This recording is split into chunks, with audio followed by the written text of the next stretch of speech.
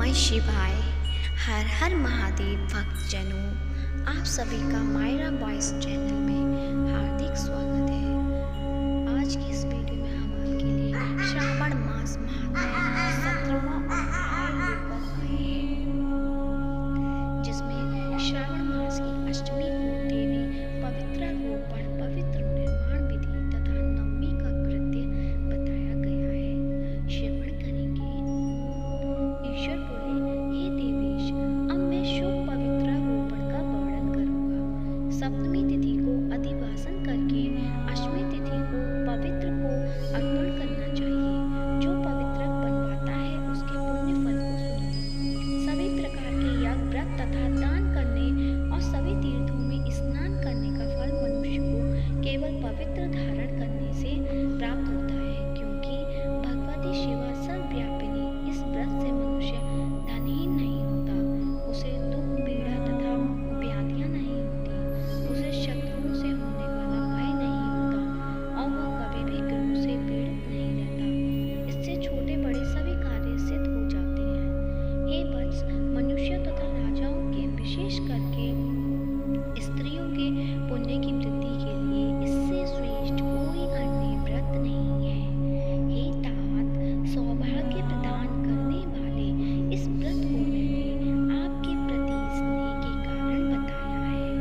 हे ब्रह्मपुत्र, श्रावण मास की शुक्ल पक्ष की सप्तमी तिथि को अधिवासन करके देवी के प्रति उत्तम भक्ति से संपन्न वह मनुष्य सभी सामग्रियों से युक्त होकर सभी पूजा द्रव्यों, गंध, पुष्प, फल आदि अनेक प्रकार के नैवेद्य तथा वस्त्राभरण आदि संपादित करके इनकी शुद्धि करे। इसके बाद पंचगव्य का प्राशन कराए, जलों से दिग्बलि प्रदान करे तथा अधिवासन करे। उसके बाद सदृश वस्त्रों तथा पत्रों से इस पवित्र को आच्छादित करे। पुनः देवी के उस मूल मंत्र से उसे 100 बार अभिमंत्रित करके सद सौभाग्य समन्वित उस पवित्र को देवी के समक्ष स्थापित करे। इसके बाद देवी का मंडप बनाकर रात्रि में जागरण करे और नट, नर्तक तथा बारांगनाओं के अनेक विध कुशल समूह और गाने बजाने तथा नाचने की कला में प्रवीण लोगों को देवी के समक्ष स्थापित करे। उसके बाद प्रातः काल विधिवत स्नान करके पुनः बलि प्रदान करे। इसके बाद विधिवत देवी की पूजा करके स्त्रियों तथा द्विजों को भोजन कराए। पहले देवी को पवित्र अर्पण करे और अंत में दक्षिणा प्रदान करे।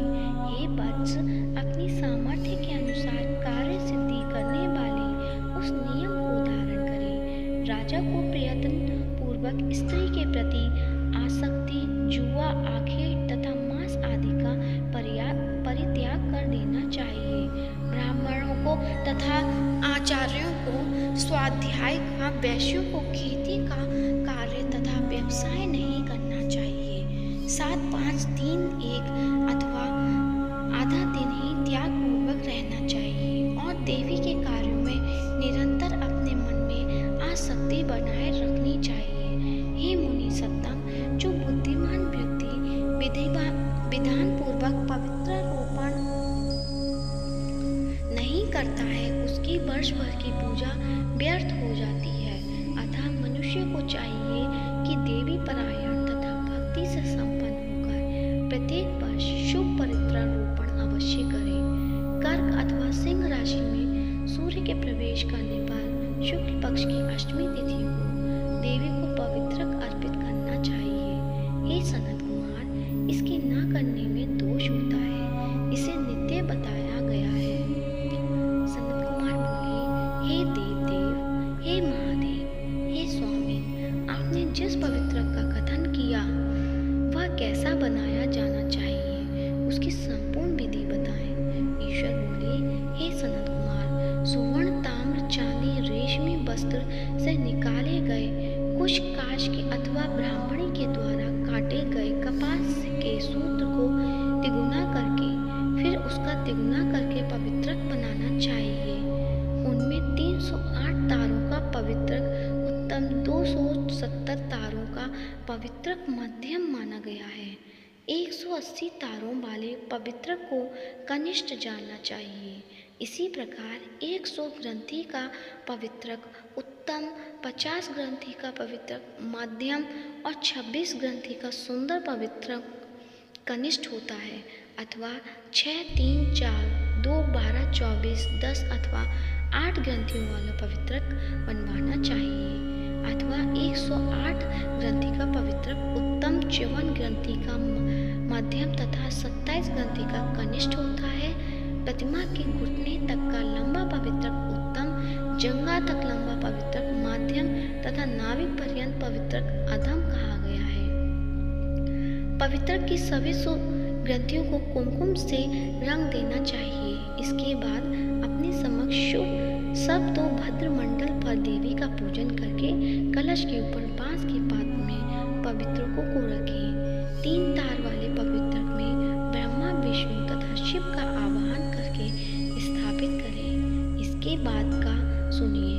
9 तार के पवित्रक में ओमकार, सोम, अग्नि, ब्रह्मा, समस्त नागों, चंद्रमा, सूर्य, शिव तथा विश्व देवों की स्थापना करें।